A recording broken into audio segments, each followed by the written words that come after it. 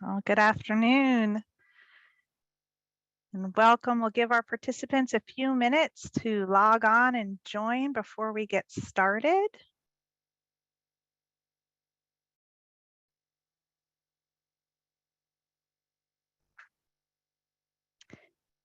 And as we're waiting, if you're joining today's town hall by phone, we will need your email address to send you your certificate of participation. So please email us at info@nmvvrc.org and we can send that to you.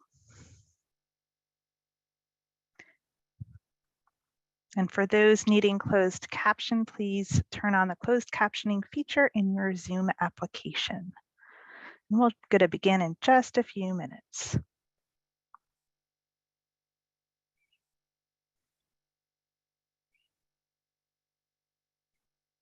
Yes, the email is info@nmvvrc.org. If you're joining us by phone, to let us know you're here. In a few slides, it'll be on that slide under our housekeeping notes. So we'll have it there in just a minute.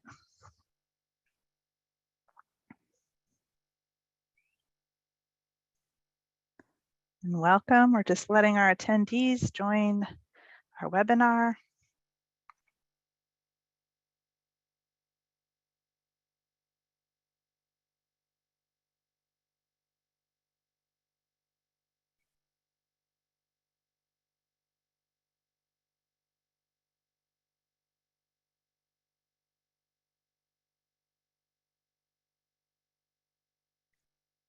All right, I'm going to go ahead and get us started. And if more folks join, that's all right.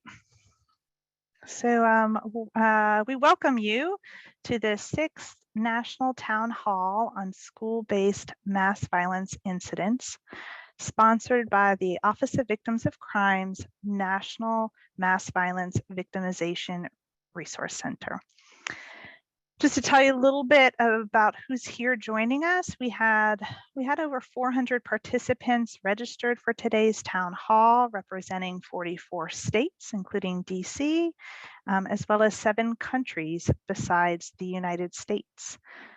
The top professionals joining us today are victim service professionals and mental behavioral health professionals, as well as a number of others, so welcome. Of note, roughly 2/3 of our participants joining us today noted their community experienced a mass violence incident. And so a good number of you have experienced general mass violence incidents, and about 1/3 of you occurred at a school. And we recognize that about 1/3 of you have responded to mass violence incidents in a professional capacity. So we welcome you. I know there's a lot of experts even as participants here joining us today. So a couple housekeeping announcements before we get started. This National Town Hall will be recorded, and with the recording, the slide deck and a wide array of resources are going to be made available to you in about a week on our website, nmvvrc.org. So please be on the lookout for that notification that we'll send you when it goes live, as many of the resources that we're going to discuss today are going to be available on that website. If you're joining us by phone, please email us your name and address for you to be able to get credit for attending. You're going to email us at info@nmvvrc.org and we can send that to you. And again, for those needing closed caption, please turn on your closed captioning feature on your Zoom application. I just wanted to thank many of you who sent questions in for our presenters in advance, and we will hopefully have some time at the end to be able to answer a few of those. And I just wanted to comment a number of the questions submitted regarding preventing school shootings. And prevention, although very important and very imperative for our communities and our nation as a whole to address, it's outside the scope of the provision of what we're going to be addressing today, which is around victim services for those impacted by mass violence. And that's really the focus of our webinar today. So I didn't want people to feel like that their questions weren't being answered. It's just that's the focus of our webinar today.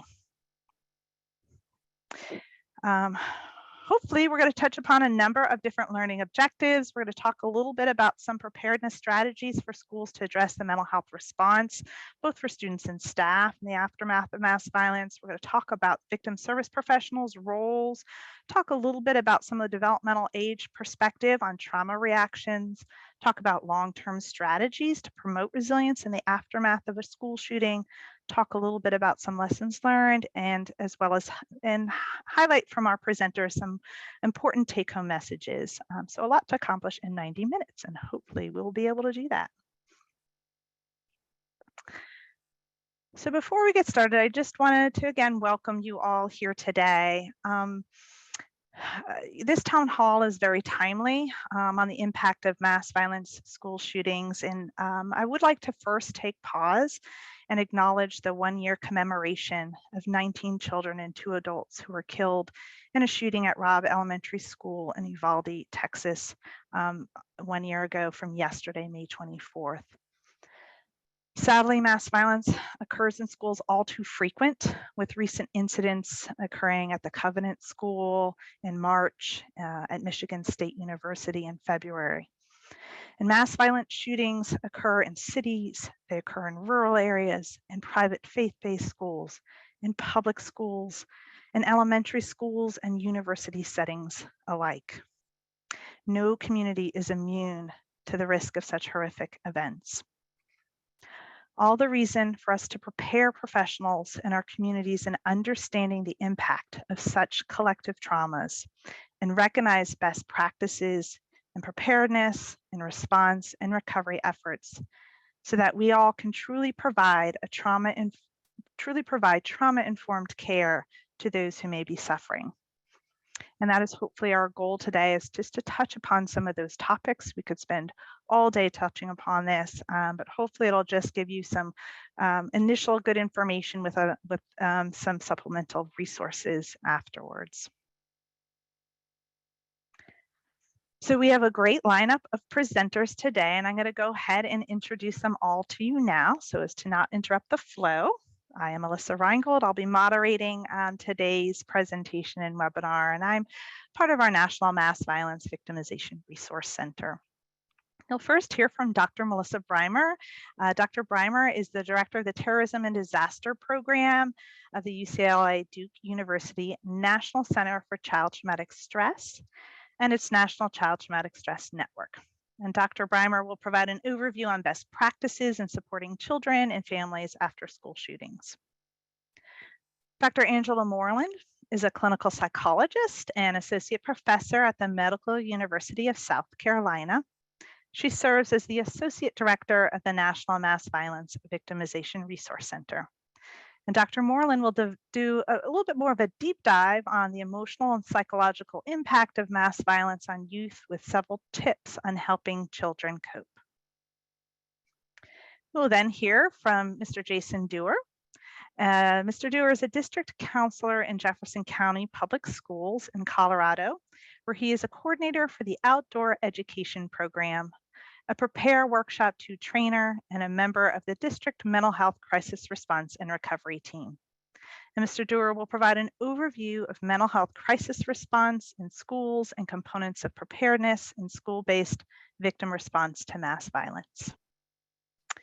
And then we'll hear from Dr. Deborah Howard Burton. Dr. Howard Burton is a retired law enforcement victim advocate, a NOVA crisis responder, and a group crisis intervention facilitator, as well as the founder of SOAR Professional Services. Dr. Howard Burton will provide a case example of victim service response to Marjorie Stoneman Douglas High School school shooting. And after our presentations, we will highlight several take-home messages or strategies for our audience members and have a brief question and answer period with our presenters. So with that, I am going to pass it over to Dr. Breimer. Thanks so much, Alyssa, and thanks everyone for joining us today on this really important topic. Okay,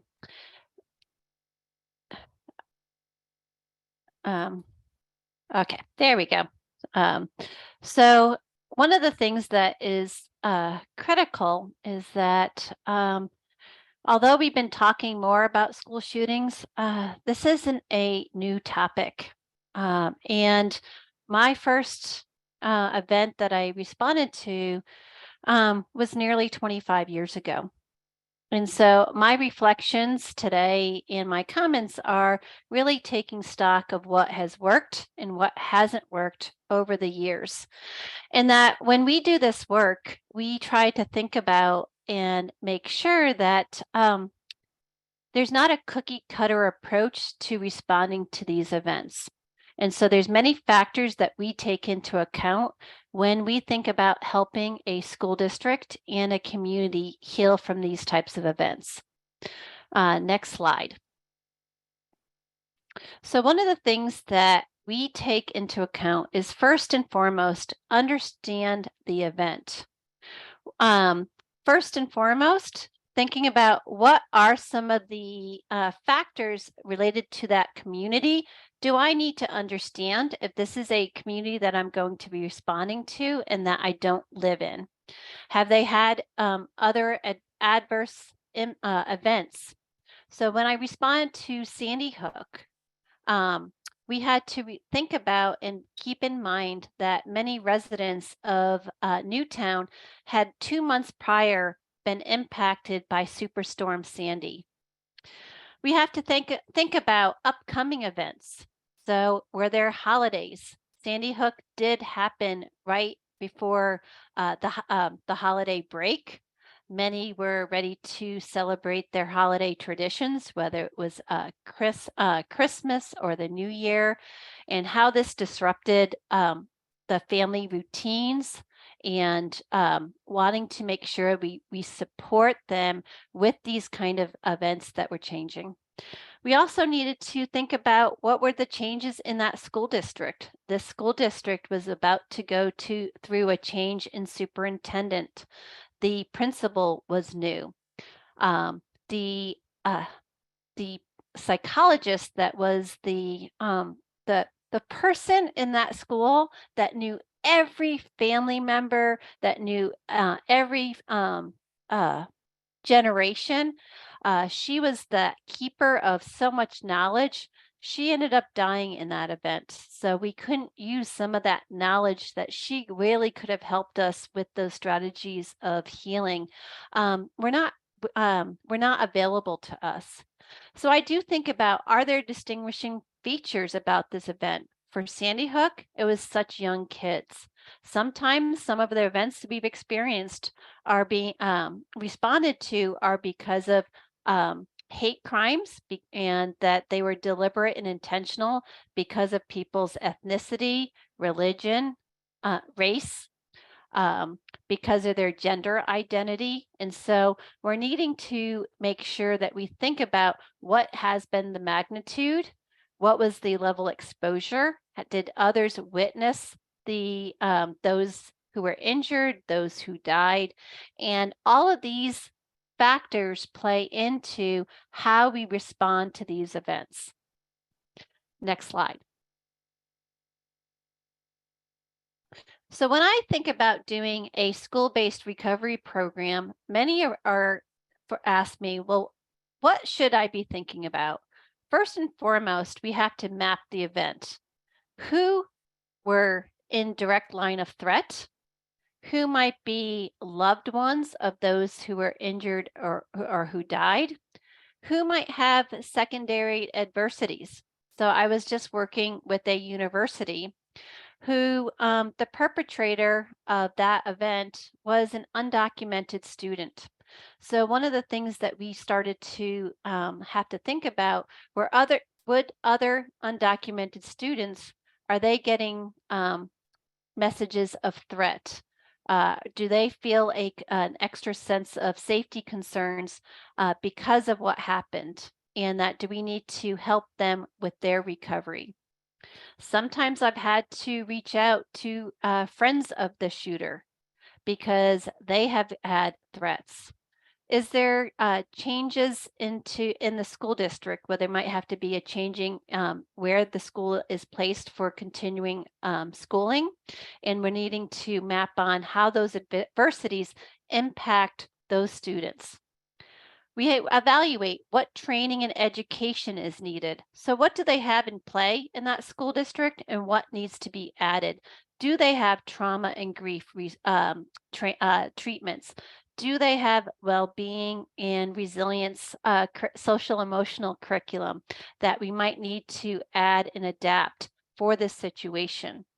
What kind of effective partnerships do they have with the community? And what might be missing so that the community can support this school district?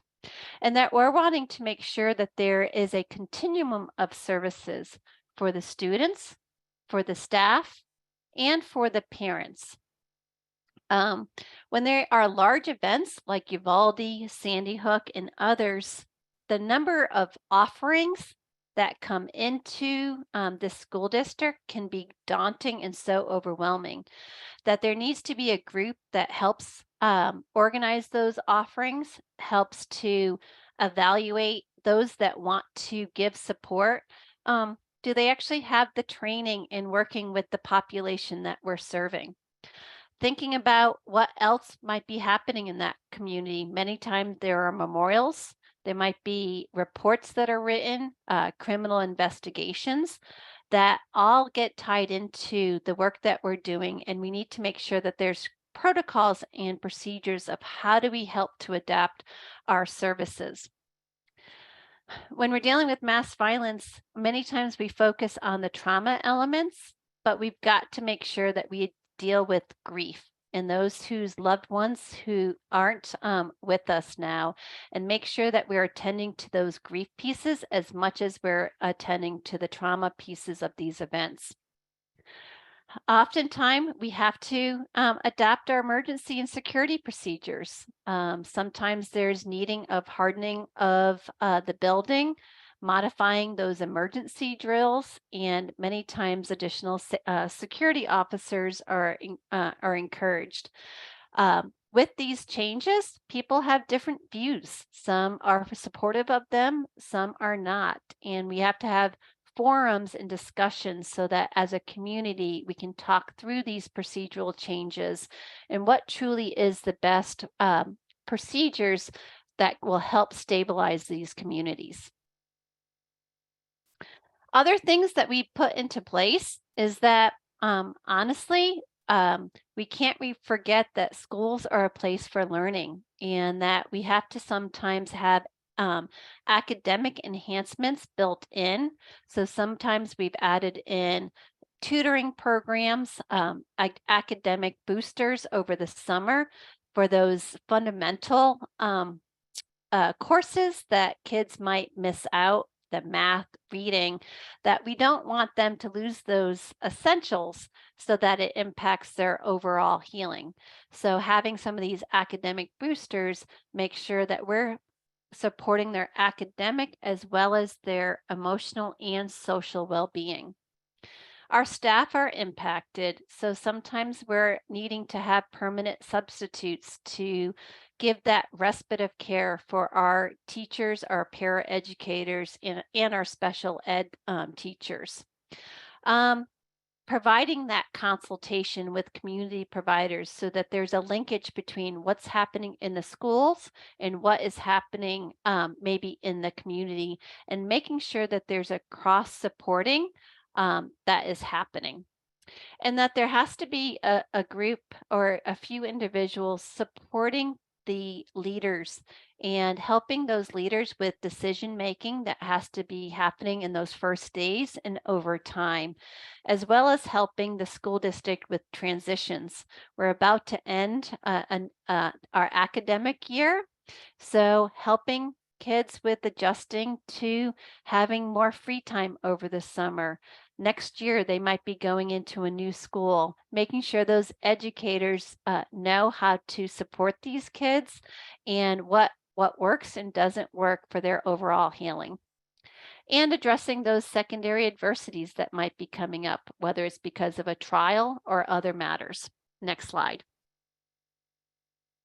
So we talked about, with grief and loss, there's so many great strategies out there in children's books that I'll share with you at the end.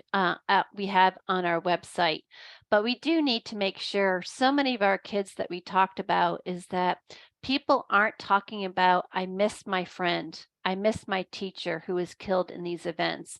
And we do need to make sure that we pay that special attention to these grief issues. Next slide. And for those which are hate crimes, there are enhanced safety concerns that we've got to tend to, whether it's hate communicated on media or social media, helping to have forums to talk about what is it like for someone to do this harm because of my identity, and what are things or strategies kids can do to combat that hate. Pro-social activities are so important to their healing and is one strategy that we need to be integrating in our work in schools. Next slide. Many times we don't talk about this, but we know that suicidal risk increases, especially at the 1 year anniversary. So much of the work that we're doing is looking at what type of suicide prevention protocols are in place in these school districts and what needs to be enhanced, and making sure that we have discussions with kids, especially around that 1 year anniversary. Are they worried about a peer? How can they talk to that peer? And most importantly, how do we get peers, those that they're concerned about, that care that is needed by a professional? Next slide. So you're going to hear from many of the panelists today about tiers of intervention that are so critical in this. So part of this is psychological first aid, which is a universal intervention. And we're going to go to the next slide.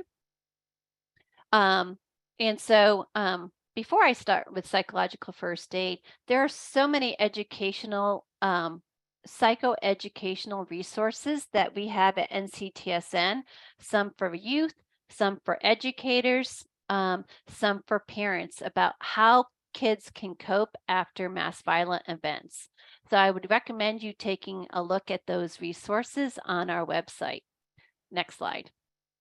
So psychological first aid for schools is something I would recommend you taking a look at. It's on our website, the manual, and it really goes into how do we make those contacts and engage with students, with those educators who have been impacted by this? How do we address those safety issues, provide calming when it's unclear, maybe the status of a loved one, or maybe that they found out that their loved one had died? Given that, finding out what are their current needs, are there basic needs that have to be identified? Do they need support connecting with those loved ones that can help them in this time period?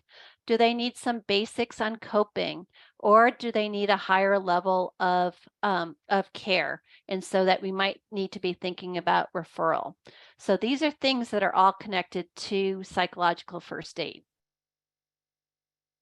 SPR is for the weeks and months afterwards. So sometimes some of those that we're working with, both students and adults, will need help with problem solving, help to manage those reactions that might be lingering over time. Some of our relationships may turn unhealthy. If I get upset by how someone initially responded to me, I might shut them out of my life. And then over time, I might regret that. So we might have to revisit rebuilding healthy connections and helping with those supports. And that's a little bit about what skills for psychological recovery. Both PFA and SPR, you can go on our website for the manuals, or there's at learn.nctsn.org or our e-learning courses. Next slide. So my last piece of this is that, we're not going to go over all about preparedness, but if you have never looked at rems.ed.gov,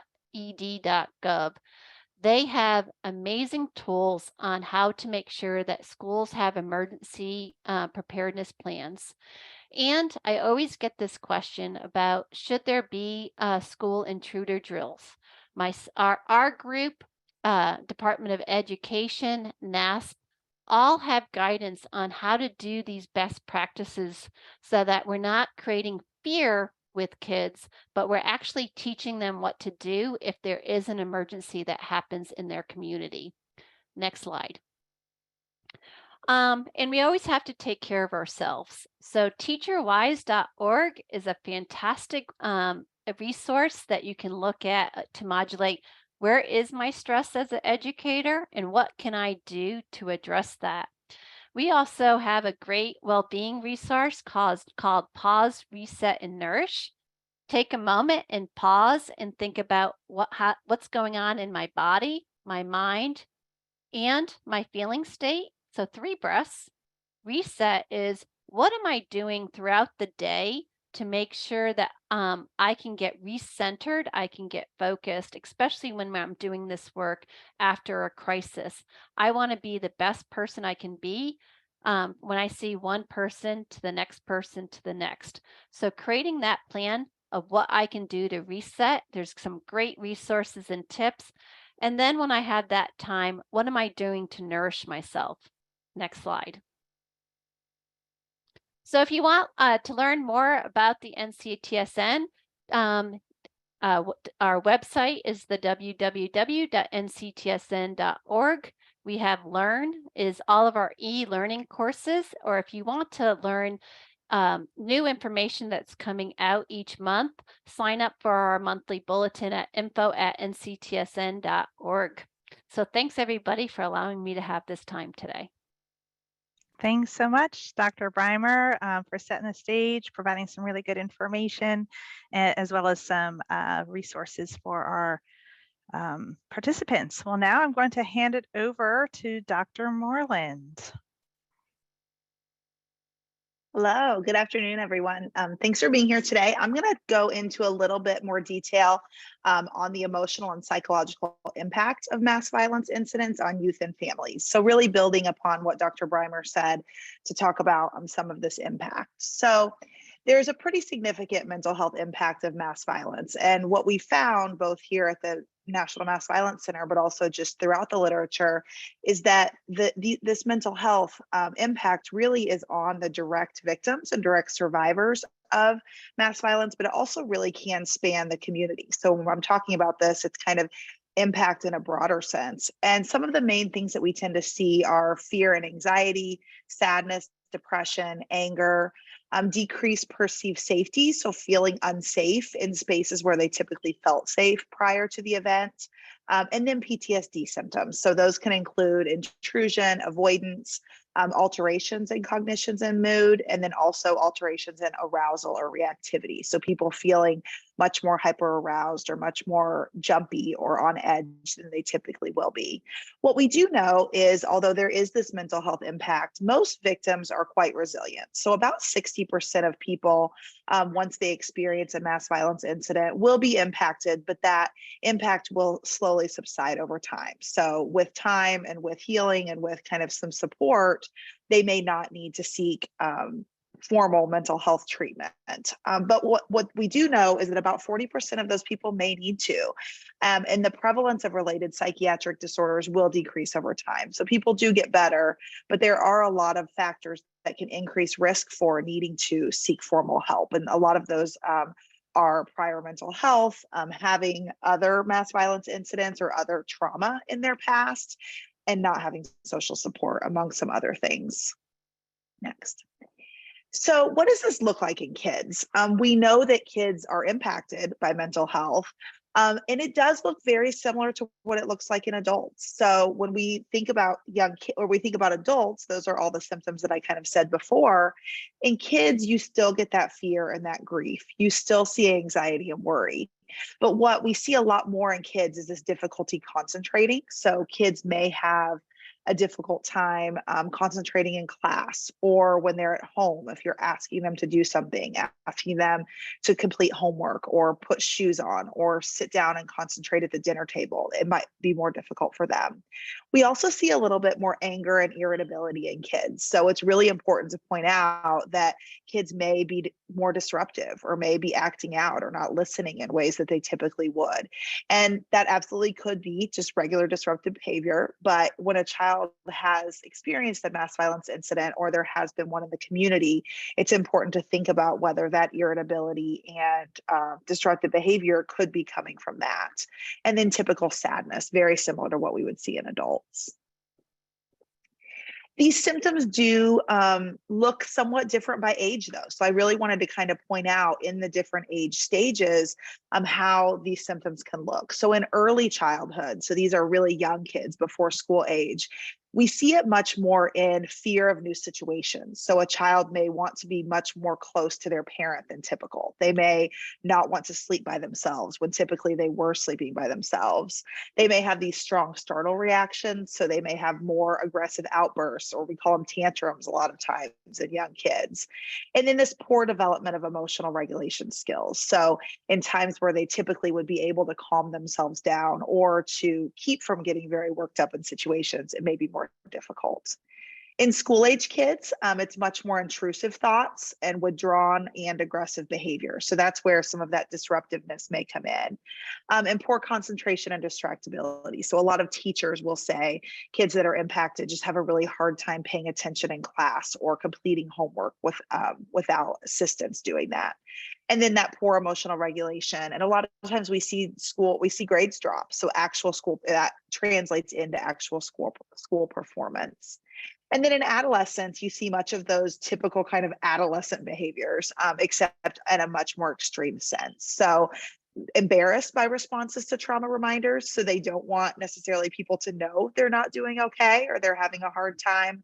They may think they're much more unique in this experience. So that kind of typical teenager spotlight where it's only me, I'm the only one that feels this, may be very much exacerbated when someone's experienced mass violence.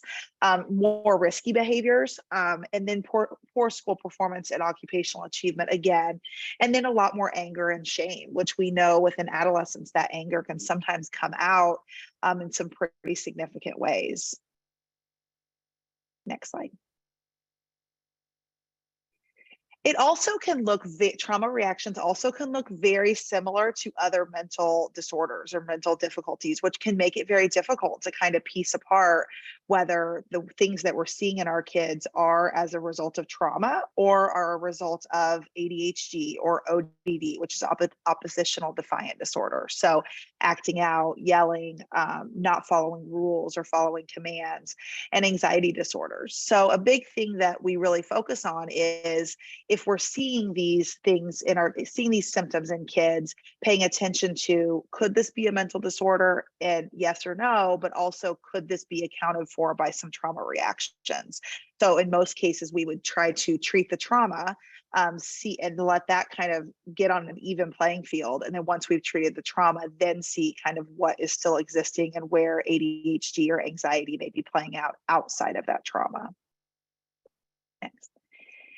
There's a lot of things that impact this response. So when something bad happens to children, there's ways different impact can make it more severe and make it more longer and more in duration. So objective details. So what we have found in the literature and in clinical experience is the more severe the trauma, the more severe the response. Now, the difficult part with that is who rates the severity and on what scale. So it's much like a pain scale where, we have the pain scale, we know the pain scale, but different people may interpret that quite differently. So it's important to consider that and think about. But we do know that if it is more severe, they're typically are going to have a more severe response. Subjective experiences, so this sense of helplessness, terror, horror, if that is there, it tends to be much worse. Fear of seriously being hurt or killed. So if a child feels that their life is in danger or their safety is in danger, it's much worse. The response is much worse. or fear that a loved one could be seriously hurt or killed. And then this feeling that he could have or should have done something to prevent the trauma. So although we know that within mass violence, there's not a whole lot that could be done in most situations, if a child feels that way, it can make it a more severe response. Next. Also pre-existing exposure. So we find among kids and adults, one of the strongest predictors that we find for PTSD and depression and all kinds of mental health impact is if there has been a pre-existing exposure. And that does not have to be the same type of exposure. So kids who have experienced sexual assault, physical assault, witnessed domestic violence, any type of interpersonal violence are much more likely to develop symptoms following a mass violence incident. And same if they have pre-existing or current mental health problems. So if they already had anxiety, already had attention deficit disorder or disruptive behavior, that's like they are likely to be more impacted. And then also environmental factors. One of the biggest buffers that we find in whether someone is able to heal is this amount of support that they have. And that's across all mental health. So if people have family support and peer support and school support, they're more likely to be okay and to be more resilient than those that don't. So what can we do to help kids? You know, we always want to be able to help kids and know what to do and know how to help them. So we're going to go through a couple different things that you can do with different ages. With really young kids, they pretty much want reassurance. So really young children want to know that they're okay. So we can encourage expression through play, provide reassurance, consider these short-term changes. So if kids want to sleep with us for a short period of time, let them. And then avoiding any media exposure. It's very important not to let young kids watch these things on television, and then maintain those regular routines. So kids like routine and they like structure, so maintaining that. Next. For the school age children, support those connections with friends. So really pay attention to the importance of that peer support. Maintain routines, same, kids like routines and they do well with routines. And you still need to set limits. So one thing that we tend to do when kids are experience trauma is we try to kind of coddle them and put a bubble around them and say, I'm not going to put any limits. I'm not going to set rules because I just want them to get through this really difficult time. And actually what's better for them is to do quite the opposite. So it's to make sure that we're still maintaining that consistency, because limits make them feel safe, and that's what they really need. And then still limiting that media exposure. You'll see that across the board, regardless of age.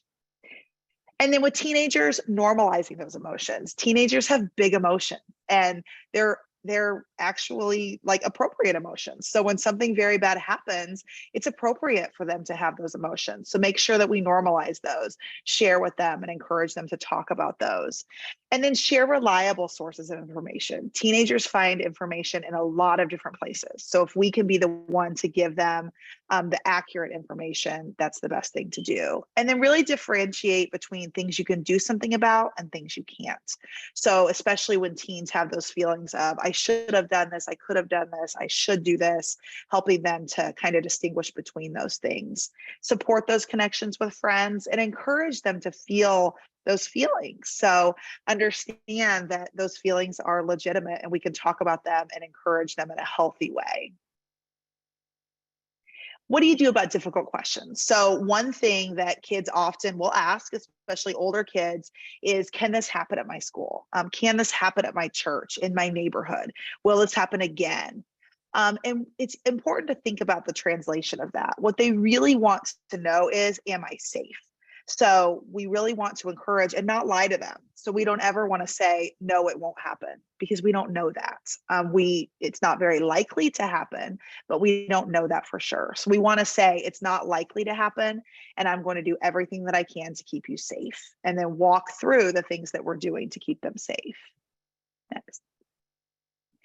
So discussing those plans, explaining the likelihood of risk, giving any information you have on the support that victims and families are receiving. So for a lot of adolescents, they really just want to know, are these families okay and what's happening?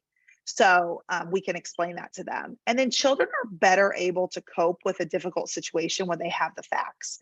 So when kids of any age don't have the facts, and we they're likely to think it's much worse than it is and to think that they're much more unsafe than they actually are. So if we tell them the facts at a developmentally appropriate level, then they are much more likely to feel safe. So when to seek or recommend professional help if their symptoms, it's normal for them to have symptoms following an event. But if those symptoms start interfering with functioning, so with school, friends, if they start withdrawing from others, so not wanting to do things that they typically would like to do or would typically engage in, or if you're concerned about the safety of them, so safety of themselves or the safety of family members, then it's time to reach out for individual counseling or for some type of professional help. So a couple of different trauma-focused treatments. I'm just going to list some of these off just so you can be aware of them. TFCBT is a great one. CTG is another. It's kind of an add-on to TFCBT that has to do with grief. So it's child traumatic grief.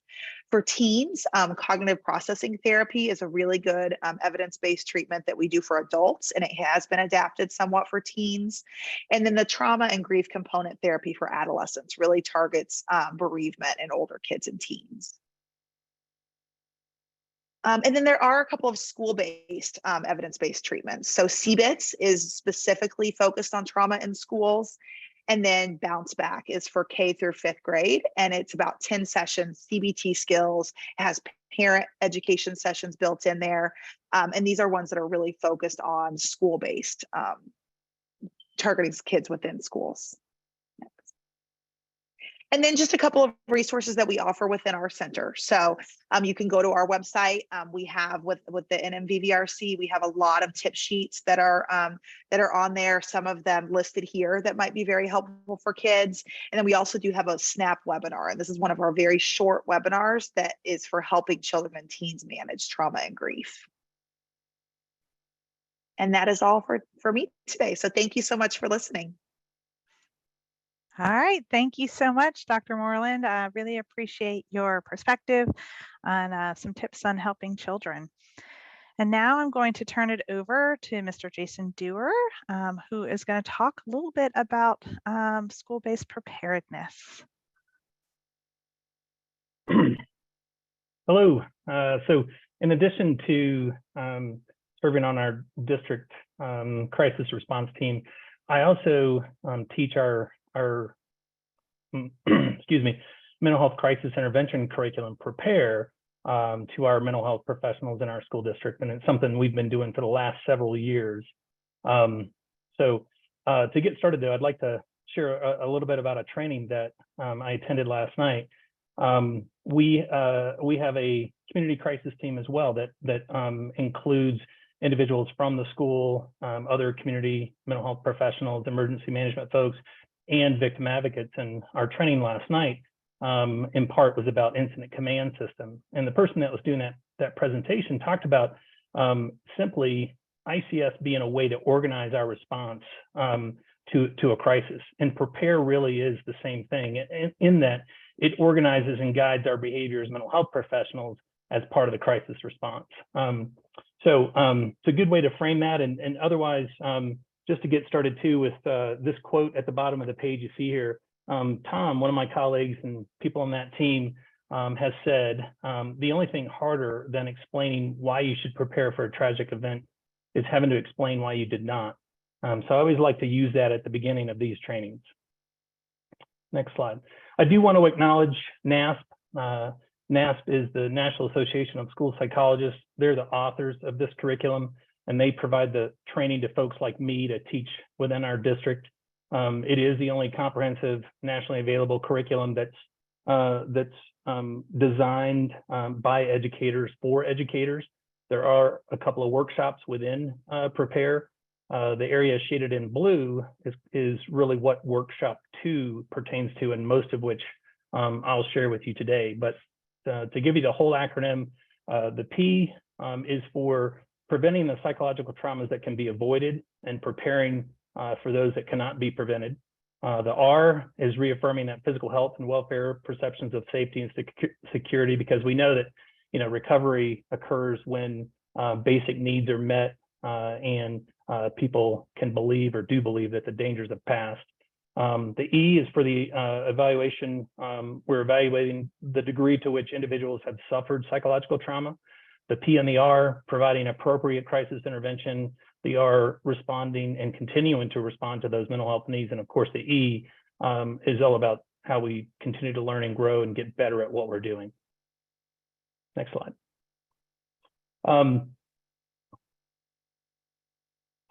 Really, schools are, we don't just meet the needs of students, but also staff and families, and a lot of times even members of the local community.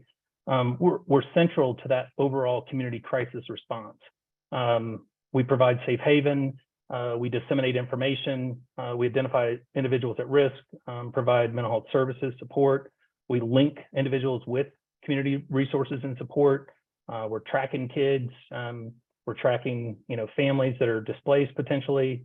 We're supporting that short-term and long-term recovery, and generally just serving as a model of normalcy, during a crisis. So it is critical that we're prepared. And with everything that we've experienced historically, recent, ongoing, it just underscores the importance and the expectation that schools are providing staff development and training regarding school safety and crisis response, and that includes our mental health crisis interventions. Another element of being prepared really involves school mental health crisis intervention as a part of that broader multidisciplinary school response to crisis. Very much a team approach, and we all have to really know our role. It's also critical that we understand the importance of being prepared to intervene with our kids, taking into consideration developmental, cultural, and contextual variations. And finally, schools are really unique environments. We have our own culture, our own structure, and it's important to understand these qualities so that we can engage effectively. Next slide. In order to effectively provide that mental health crisis intervention, we have to have a solid foundation. We have to know what events require school crisis response. We have to understand the factors that make some crises more traumatic than others. We have to be able to match the appropriate level of response to the event, have to understand the personal consequences of crisis exposure, and understand the importance of working on our preparedness during all the phases of disaster, including before a crisis occurs. And we have to recognize that school mental health crisis is part of a much larger crisis response team.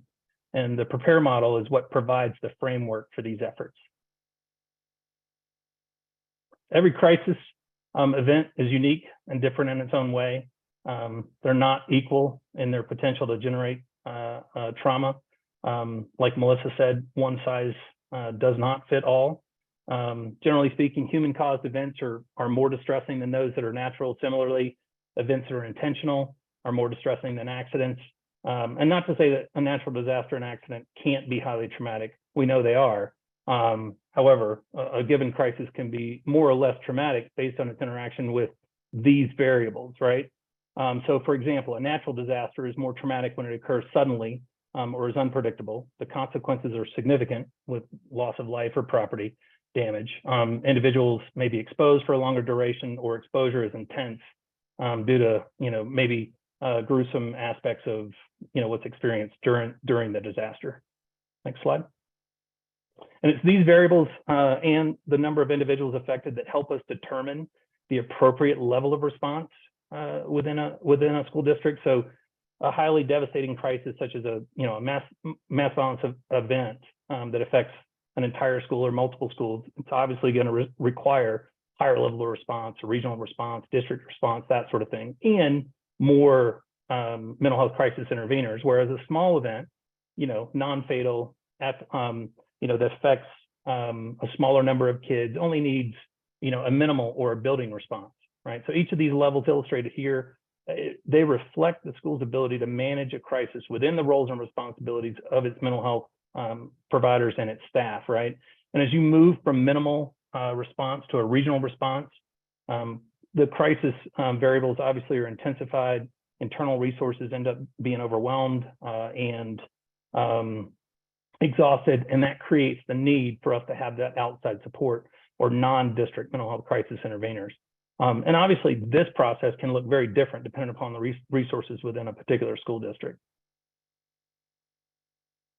And it really is the personal consequences that drive our response and interventions.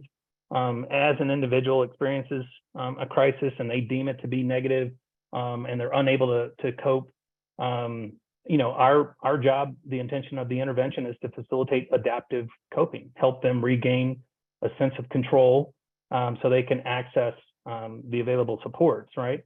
It's important to remember that while this particular crisis state it's more than simple stress, it's not mental illness, and we know that it can evolve into mental illness, especially without appropriate access to interventions.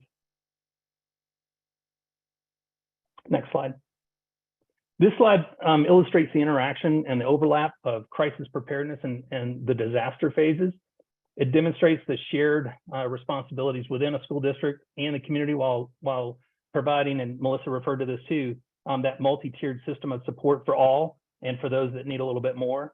And it reflects the need to balance that physical safety and psychological safety within a building while we remain active in all phases of a disaster. Next slide.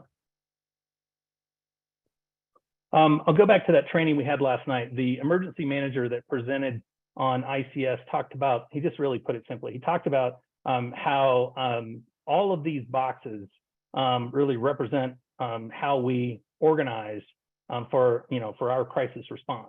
So you need to know which box you're in, right? You need to stay in your box. You need to know what box to report to. We talked about how we use this structure really in all sorts of events in our daily lives. I won't go into that, but he talked about his own, getting his own kids off to school in the morning. He talked about his own wedding. It was kind of funny in terms of how we structure things to really effectively manage a situation, to make sure we all have the same information, the same common vocabulary, definitions. When we enter that process, we know what it looks like, right? So the mental health professionals really fall into that operations box. We're the doers, right? Prepare also advocates, one difference you'll see, that they advocate for a mental health officer within that command structure. Next slide. And again, the prepare model, it's the E, the P, and the R that drive and inform our work as mental health professionals. Assessment of psychological trauma is necessary because not everybody's affected the same way. Different folks are going to require different interventions, and some may require none at all. Some may refuse support. But again, one size fits all does not apply. So while we know that recovery is the norm, we know there are exceptions to that. Folks with pre-existing mental illness, those with a trauma history, we know they're going to need more intensive supports. And this evaluation process really can begin as soon as the immediate threat of crisis ends, but can last for days, months, years, and like somebody else mentioned too, can be renewed by other events, year marks, commemorations, that sort of thing. All right, this is kind of a involved and sort of complicated slide, but it really does provide an overview of the process of conducting psychological triage. And I believe this is one of the most challenging aspects of our mental health crisis response when we're responding to a larger event. So the process begins with the crisis event variables, remembering that not all crises are equally devastating. The variables include relatively less event predictability, greater consequences, longer duration, and greater intensity, right? Each of which interacts with the crisis type and affects the probability that an event will be more or less devastating. And while the variables do help generate a basic estimate of how many students and staff may become trauma victims, they don't by themselves identify which specific individuals are more likely to have perceived the event as threatening. And while we often don't know initially how an individual viewed a crisis, we do know that there are variables that increase the risk for more significant threat perception, and those are referred to as risk factors. The risk factors include a greater exposure to the event, which generally think about physical and emotional proximity, and they also are a host. Risk factors are a host of other pre-existing personal vulnerabilities. And by learning about an individual's crisis exposure, their vulnerabilities, we can make a better informed estimate about the degree of psychological injury, but even more importantly, what intervention may or may not be required. So as we begin interventions, we can begin to see the degree which individuals are traumatized by observing their initial reactions. And those are also referred to as early warning signs. And because our default assumption is recovery, with the passage of time, we expect crisis reactions to dissipate. Those that don't lessen, we refer to them as durable or enduring warning signs. And while most initial crisis reactions are considered common or typical, those that don't go away with the passage of time are increasingly likely to become signs of mental illness. So to summarize, the PREPARE model of triage, of psychological triage involves consideration of the crisis event, the individual's personal experience, and the direct observation of the effects of that crisis on the individual. Next slide, please. And we know that this is a process. Psychological triage is a process, not an event. We assess for level of impact first so that we can make some initial decisions about how many crisis interveners, intervention priorities. Then we provide the least restrictive crisis intervention, and we see how that goes. We monitor progress, and we either allow natural supports to meet the needs of those kids, or we provide more intensive direct intervention progressively as indicated by the individual. Next slide.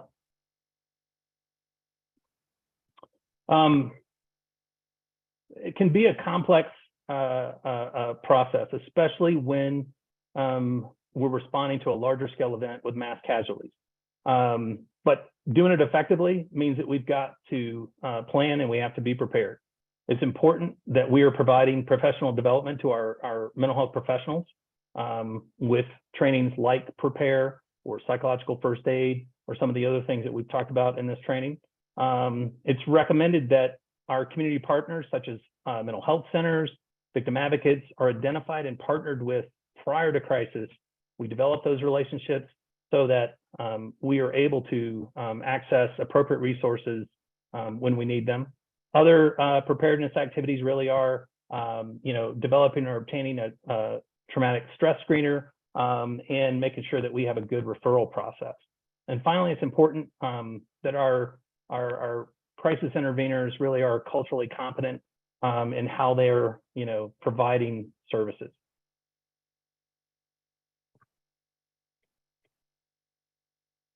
All right. Especially following a mass violence event that affects a large number of individuals, it's important that we have a tracking system. This tracking system can provide information just in terms of what interventions are being applied, who continues to need that kind of support, and being able to share it with our other mental health professionals and still be able to maintain that confidentiality. Next slide. And as we consider, our crisis interventions and our plans to respond to mental health needs, we have to remember first and foremost that step of reaffirming safety and meeting the basic needs. Then we can go on with providing interventions based on the need that's presented. And consistent with our multi-tiered system of support, we always want to move from least restrictive to most restrictive. Next slide. I'm not going to go through each of these lessons learned, but certainly I want to touch on a couple given the time. I really do feel like it's important to make sure that we really concentrate on our connection, taking care of each other, taking care of our kids, understanding recovery is the norm, making sure that we're listening and getting that input really from staff, students, and family. And as we move forward, being sensitive to how we move forward. We don't want to forget. We don't want to give the impression that we forget or that we're moving on, but we do continue to move forward. That's it. Thank you. Thank you so much, Jason. I really appreciate it. I know there's a lot to get through that, again, I'm sure you could probably do a whole 2-day workshop on this, but just giving folks kind of some ideas of what to think about when it comes to school interventions. I'm going to turn it over now to Dr. Howard Burton, who's going to talk a little bit about victim service approaches. Good afternoon, everyone. Thank you so much for joining us. I know we've heard a lot theory. We've heard a lot about supporting families and mental health response and emotional and psychological response. And now my task is today to give you a real scenario of how this all happened when I was one of the ones who responded to, everybody knows, the Stoneman Douglas shooting that occurred on February 14th.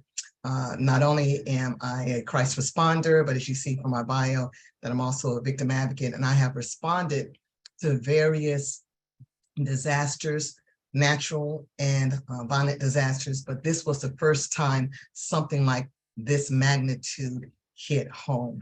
And so I'm going to give you some of the lessons learned, good, bad, and indifferent. And that way it will help you as you get ready to, as I understand, some of you have already gone on some mass violence incidents, but that way you can either collaborate or you can change or learn from what I've learned. So thank you so much. And the first thing we're going to talk about before we understand, we saw in the news, you saw everything that was happening on television, the shooting and all that, but I want to give you a little bit of background to put the context of how this shooting affected this community. In Broward County, Florida.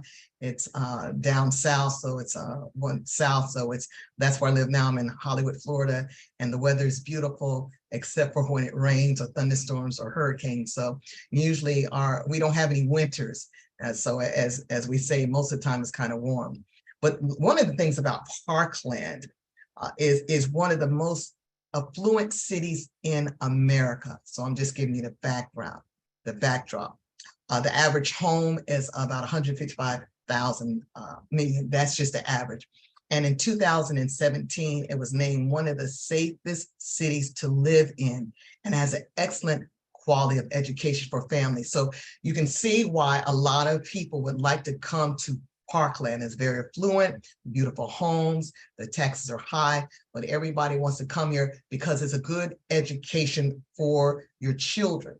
And so when you look at that perspective of it, and not saying that mass violent incidents doesn't happen anywhere else, but I just want to let you know a little bit about Parkland and why it was so significant to the mass violent shooting and the shooting that occurred, and why it might have caught some people off of not expecting it. And also because it's supposed to be one of the safest cities to live in. And so how in the world, if we're paying all this money for my children to come here, how in the world could this happen in our city? And so as we get ready to go now is to the next slide. Thank you so much. A little bit about Stoneman Douglas High School. It's a very big campus. 3,200 students attend between grades 9 through 12. Students are prepared for above average courses and they're ready to read. So that means that education is definitely one of the best, not only in the county, but also within the state. It's a 45-acre campus. And so when I get ready to show the dynamics of the school and the blueprint, you'll understand this is a big campus, had 13 buildings. This is the demographics. And I'm going to tell you why later on as we get into this, understand the demographics of the students that were there are 52% white, 25% Hispanic, 11% Black, 7% Asian. And so when you look at that, the ratio also is 25 students to 1 teacher. And so they were above average, and everything that happened at this school is above average. It's not saying that in the inner city or in middle class, it would be different, but this is a prestigious, very school that people went to. Not only that, the feeder school was going to be the middle school, which is about 0.3 miles away. And also the demographics for that is about almost the same, except for the Hispanic population is a little bit more, not as many African Americans, not that many Asians. And so when you look at where this is occurring, these are the students that attended this very well school. Thank you. And so now we're thinking about Marjorie Stoneman Douglas High School shooting, now that you know the demographics. Can you imagine Valentine's Day? Nobody's thinking about this. You're thinking about the loved one, a student in school. They might be giving lovegrams, or they might be going and giving singergrams, or giving balloons or flowers or cards. A long time ago, we used to have sweet tarts. I don't know if they still do that now, but they were giving that out. And so that was all that was happening. That's supposed to be a day of love. And so it was almost, the students had finished doing the work, and almost now it's towards the end of the day when most of them had been passed out the flowers or given it to their significant other or giving them whatever they were going to do. And all of a sudden now you get this shooting. As I said before, the campus was big, so it happened in Building 12. And I want you to keep that in mind when I say Building 12. And not only that, it happened in Building 12, but also 17 people were killed. Not only that, and we read before, not only was it students, but it was also teachers. And so here we have Building 12, Valentine's Day, 2018, flowers, balloons, letters, everything is going on, and all of a sudden 17 people are killed. And this to give you a little caveat before I go on, that building was torn down and was rebuilt 2 years later on. So it was rebuilt back in 2020. They tore it down. There was a lot of discussion what we were going to do at the school, too many memories. And so here we go. The shooting occurred, it's the middle of the day, bam. What happens next? The first thing, because I work law enforcement victim advocate, I work with law enforcement, as you can see my bio, for 38 years. I started off as a dispatcher. From a dispatcher, I went to be a community service aide. From community service aide, I came into victim services. So I understand a little bit what goes on with the command post. I worked command post when I was a community service aide. So I understand what goes on in the paperwork. So here's the command post at the school. Everything's going around, the shooting's going around. And so the command post was set up outside the school. And for those of you who are not too familiar with command posts, that's where law enforcement was set up, either a big trailer, everybody comes there. That's almost the nucleus where you get information. From the command post, then all of a sudden we have the reunification center. Everything is crazy. The closest reunification center, what they used was the Marriott Hotel, which was very good because it was a centralized location, not too far from the school, as you can see, 1.5 miles away, and everybody knew where the Marriott was. A lot of parents went there, and then some of the injured went to the hospital. And some of the hospitals, there's 3 different hospitals in the area. So here's all the things that were happening at that time. Some of the advocates responded definitely to the hotel, and some of them also responded to the hospital. And as we get ready to discuss later on, I'm going to show you the map. If I can have the map now, how the map looks where the school. So now you can see how big the campus is. You see where Building 12 is. A lot of people went from Building 12 and they went to the football field, which you can see over in the red. Well, if you notice how big the campus is there, all of that's a campus, that's Building 12. And they called it a freshman building because that's where most of the freshmen might have been their home area when they first came there. They kept them all in the building. However, classes, anybody could go to classes there. So it wasn't just for freshman classes. And then I want you to see how far away the middle school was. So when we talk about the shooting, it not only affected the campus right there at the high school, but look how far the middle school was, because of, look, you can see where the football field is. And so when everybody went on lockdown, not only did they go for the school, but they also went to the middle school, which is 1.5 miles away. And then if you can see up in the corner, that's where the hotel was, the reunification center. So that way, when the parents heard everything, they were told, or they knew where to go to reunification center. Of course, you can imagine everything was chaos because no one expected this, especially on Valentine's Day. Not that you expect it any other day, but that is a day of love. That is a day of togetherness. And then on top of that, to understand, to put fuel to the fire, it was a student who used to go there who also caused this tragedy. So when you look at all this, and I'll get ready to explain that when we as advocates had to do crisis intervention,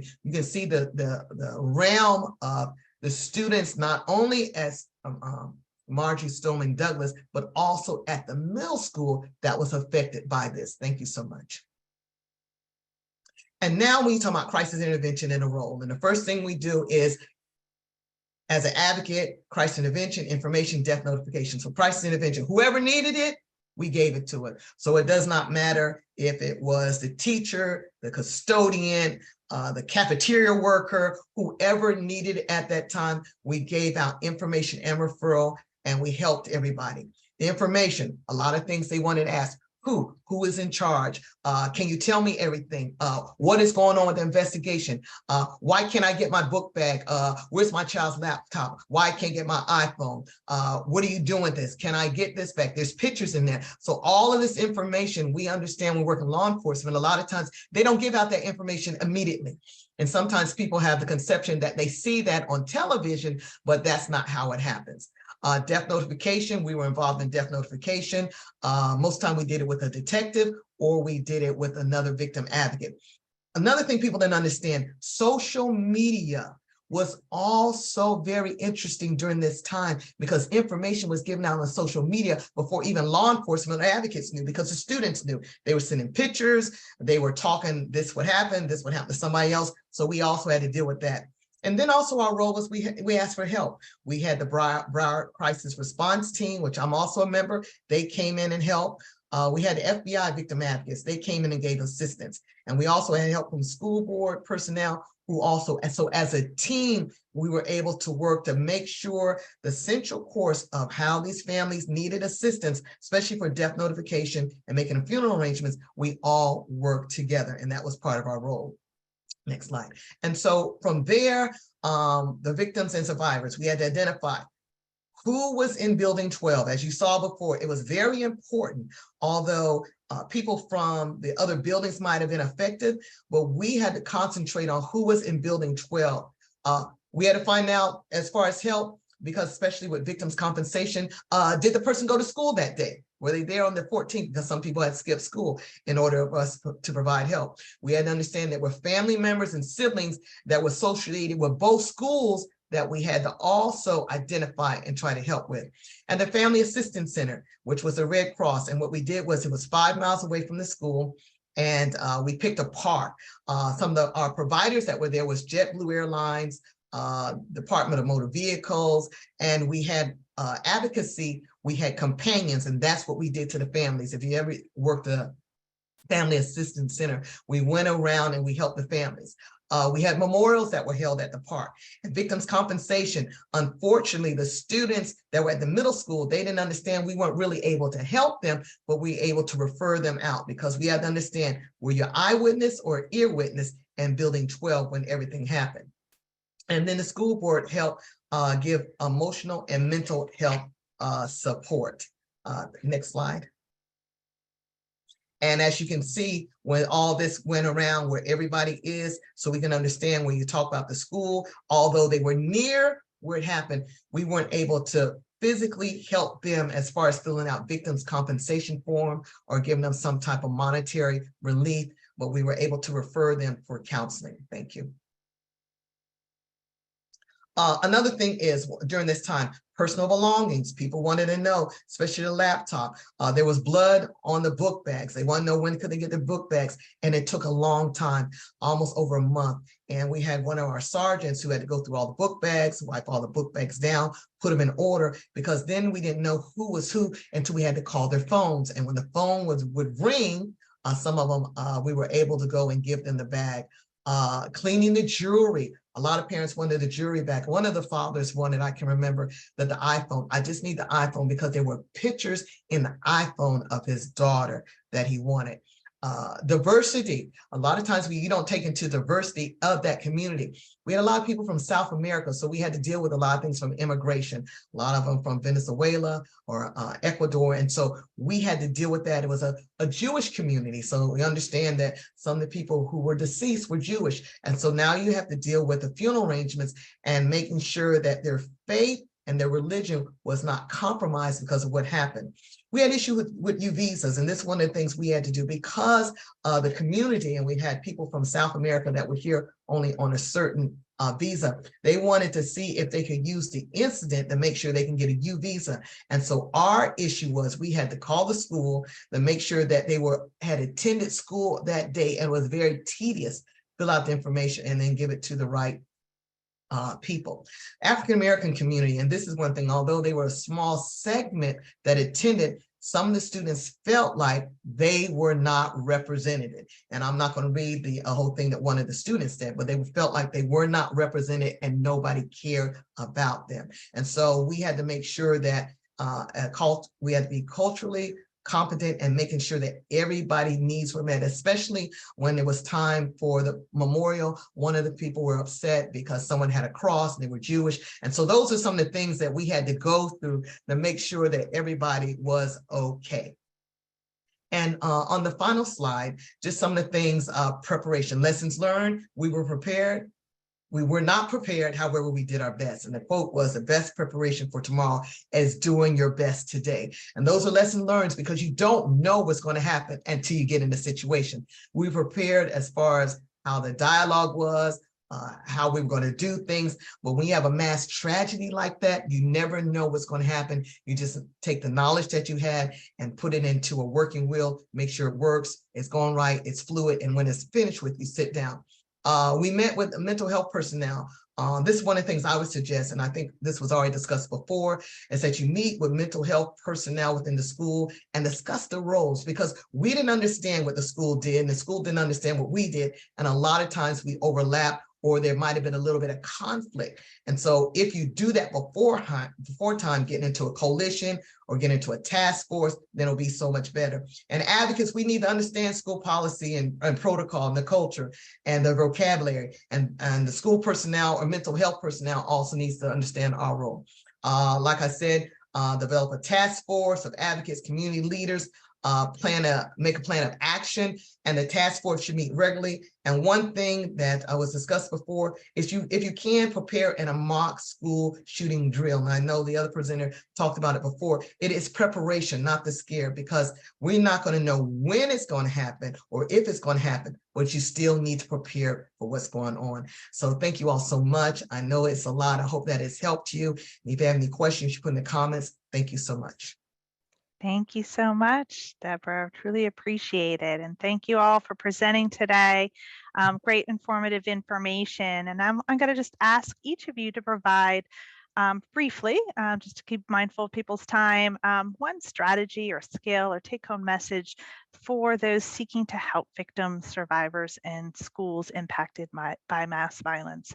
So I'm going to ask Dr. Breimer to kick us off. What would be one take-home message you would have? Thanks, Alyssa. I think it's key when we're talking about schools that sometimes we focus only on the students, but we've got to focus on the adults in the kids' lives. And so when I do recovery efforts, I make sure I have a team for the educators and a team for the students. Why I say it that way is that those individuals who the educators don't want to be seen by the same counselors as the kids. They want their own special and unique supports, and we need to make sure that happens. Thank you. Dr. Moreland.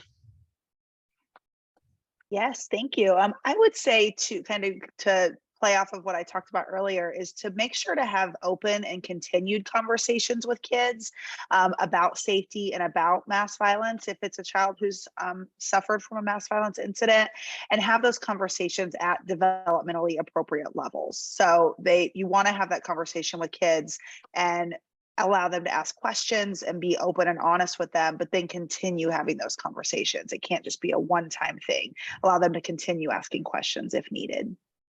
Thank you. And how about Mr. Dewar? You know, I started with the quote from Tom about the need to prepare, and as difficult as that is, you know, just continuing to work from where you are. You know, we think we're ready. We think, you know, we do a pretty good job on a lot of things, especially the typical kind of situations. But I think, you know, making sure we're ready for a larger scale event, whether it's mass violence or a larger scale mass casualty disaster, you know, it's important for us to continue to plan. It's really important for us to practice in terms of, you know, how would we do this if, you know, those tabletops, those full scale trainings as well. And then also looking at our partnerships, like Deborah was talking about, working with those mental health folks in the community, working with those victim advocates, working with the different municipalities and those emergency managers. So plan, practice, and partnerships. Thank you. And Dr. Howard Burton. Thank you. I think just from my experience is that learning from the students, from the children, we're asking them to make rational decisions at the most irrational time when they're in a crisis. And so if there's a way that we can just kind of shelter them, especially from the news media, because from my experience, learning some of the children, that they didn't really get a chance to process everything when everybody's bombarding them with questions and they're trying to figure out what's really going on. So I think if we can find a way how we can protect them a little bit and let them process what has just happened, not only the students, but also the teachers, I think that would be better, more effective. Wonderful, thank you. And we do have a couple questions that were submitted early during the registration period that I have. I'm going to keep an eye on time. We might not get to all of them, but I will start off with the first one. So the first question I'm going to ask our presenters here is, how can we reinforce and strengthen the relationship between victim service professionals, mental behavioral health professionals, and schools? And Dr. Howard Burton, you alluded to this a little bit in your talk. I don't know if you have any thoughts on that. No, and I think I agree with my other colleague, is that we have to come together as a coalition or a task force, and we have to understand what our role is and define our role. And so that way, when a tragedy does happen, we'll be able to at least get together and come together so we don't clash and we don't compete against each other, understanding the real need that we have for the students or for those who have been affected by the mass tragedy, especially if you're working in law enforcement. A lot of people don't understand how law enforcement works. It's not like it's on television. It is a process. And I think those are the things that if we can get together with everybody involved, explain our roles, it'll be excellent before tragedy starts. Not saying we won't have barriers, but at least we'll be able to break them down before we get there. Thank you. And Jason, I don't know if you had any other thoughts on that. Yeah, I think we just have to look for those opportunities to cross-train as well. It was mentioned understanding what each other does. So looking at inviting those community mental health professionals into my prepare training, for instance, is a next step for us. Helping people understand what process and training we're going through and how it works in a school. Also looking at how our incident command structure, coincides with, the communities that we're in, and having those conversations about, one thing that came up last night. A lot of times I'm a volunteer victim advocate at night and weekends, and a lot of times there'll be an event or I'll go to a scene and support a situation, and there's let's just say a domestic violence situation or something like that, and there's a small child and they're going back to school the next day. So being able to have an appropriate communication and maintain confidentiality so that the school is aware and able to at least be more supportive is just an important part. And it took us having those discussions to determine, hey, what needs to happen to make sure that we can give people a heads up so that they're knowledgeable and sensitive to what that student or child may be going through. Thank you. I'm just going to ask one more question. How can schools and school staff validate trauma, honor grief, and still move forward? I'm going to punt that to Dr. Breimer.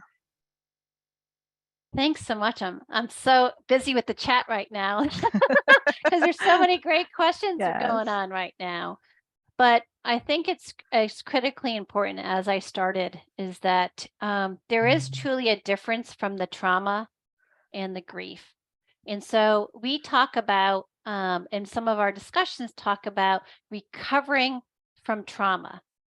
We don't recover from the loss of a loved one. We make meaning. We learn how to honor. We learn how to adjust. And so it's very important that we think about and support those who are grieving and don't have that person in their life anymore, and find ways for them to have those celebrations. But sometimes in schools, we need to have those ways of honoring that doesn't make everyone have to do those same memorial traditions over time. And so sometimes I've worked a lot with elementary schools where there's been a death. And so sometimes we'll want to have the birthdays of those who died be celebrated in the classroom. At that point, we're making everyone in that classroom have to honor. And when we have 19, 20 plus deaths, that's 19 different days.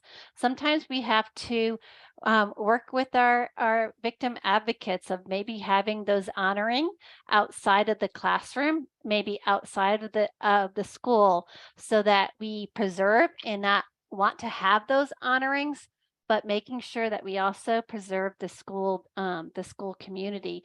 So that's why those partnerships, working with our victim advocates with schools, can really help us to do what's best for that school district and best for those that are grieving. Thank you so much. All right. Well, that was very informative. We packed a lot in 90 minutes. And I just wanted to thank all of our presenters here today. If anybody needs any additional consultation for technical assistance on preparedness, response, and recovery efforts, please feel free to reach out to us at the National Mass Violence Victimization Resource Center.